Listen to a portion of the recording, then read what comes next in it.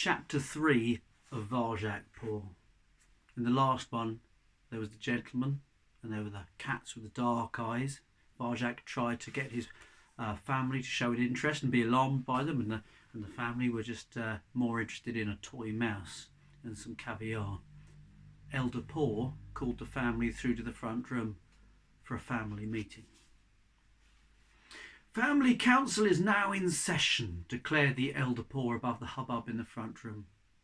Mother, Father and Aunt Judy were whispering to one another, huddled together on a rug so old it had lost its pattern and faded away.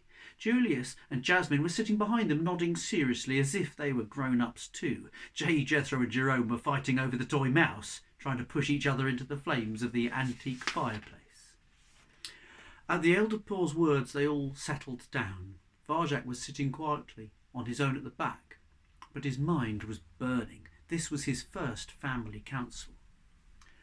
From the Contessa's red velvet armchair where he stood, the Elder Paw began to speak. "The family tales tell us that when our ancestor Jalal came out of Mesopotamia, he wandered the earth for many years before finding a home with the Contessa. Generations of Paws have lived in this house since Jalal's time, but those days may be coming to an end. I believe the Contessa is dead." The older cats gasped and they shot strange looks at one each other and shook their heads. A log crackled loudly in the fireplace. The Elder Paw waited until it was quiet again to continue.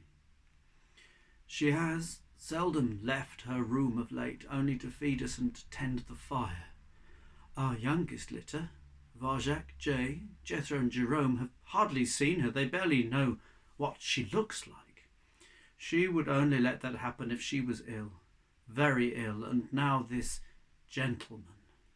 What we saw today confirms my fears. The Contessa is gone."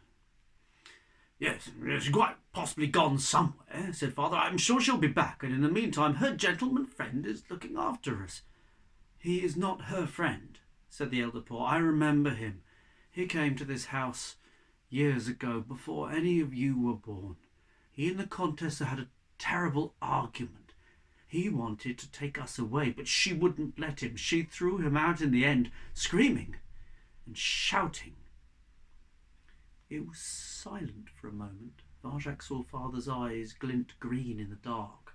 There was no light in the room but the crackling, flickering fire.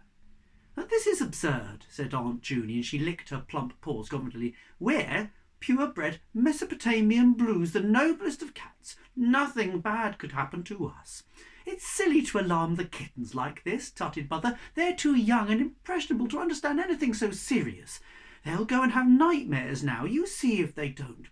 "That's right." Father arched his back and stood up. "I don't understand the problem. The gentleman is feeding us better than the Contessa ever did. But why is he being so nice to us?" said the Elder Paw. "Fancy food? Presents? It's too good to be true. And what about those black cats who gave Varjak a scare?" "Oh, we know about Varjak and his tales," declared Father. "No, I see nothing to worry about. I don't believe in those cats. I don't believe the Contessa is dead, and I don't believe this is the same gentleman that the Elder Paw remembers.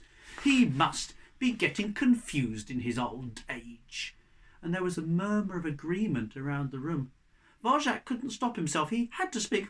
"I saw the men carry something away," he said. "It could have been the Contessa's body." "Varjak!" hissed Mother. "That really is too revolting." She turned to the Elder Paw. "You see what you've done now?" "But it's true," said Varjak, "and so are the cats. They're—" "Shut up, you stupid insect," snarled Julius. "We're the only cats in the Contessa's house. This is grown-up business, not kitten make-believe." Everyone started to shout at once. The flames roared louder and higher in the fireplace. "Listen to me," demanded the Elder Paw, struggling to regain control. "We need to make a plan. If things change in this house, we will have to go outside." "Elder Paw," cried Mother, "what can you be thinking of? Everyone knows the world outside is full of monsters. At least here we're safe from dogs." "We don't even know what dogs are," said the Elder Paw. "This house is the only world we know." "This house is the only world we need," said Aunt Junie. "The Contessa is fine and everything will go on as it has before." "Listen to me," pleaded the Elder Paw. He stepped down off the armchair. He stepped in to the middle of the room. Father squared up to him. "No, you listen to me for a change." His fur bristled. "Maybe it's time for someone else to make the decisions in this family." The room was completely still now, except for the raging fire.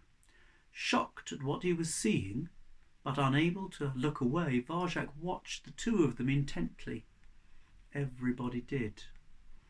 Father began to circle the Elder Paw, wordless and menacing. He bared his teeth. He looked twice as big, twice as fierce as normal. His shadow danced across the Elder Paw's body in the firelight. He hissed and strode forwards. The Elder Paw backed away. Suddenly he looked tired and old, very old, like the threadbare rug on which he stood.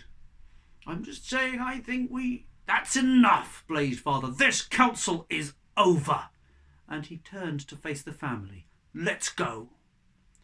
There was a rumble of support around the room. Varjak's throat felt dry. He couldn't believe how fast it had happened. One moment the Elder Paw was in charge, and the next it was all over. "Pure bred Mesopotamian blues," croaked the Elder Paw. "The family of Jalal. Is this what we've sunk to?"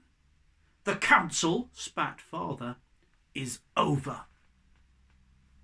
That's the end of chapter 3. Tomorrow I'll read you chapter 4.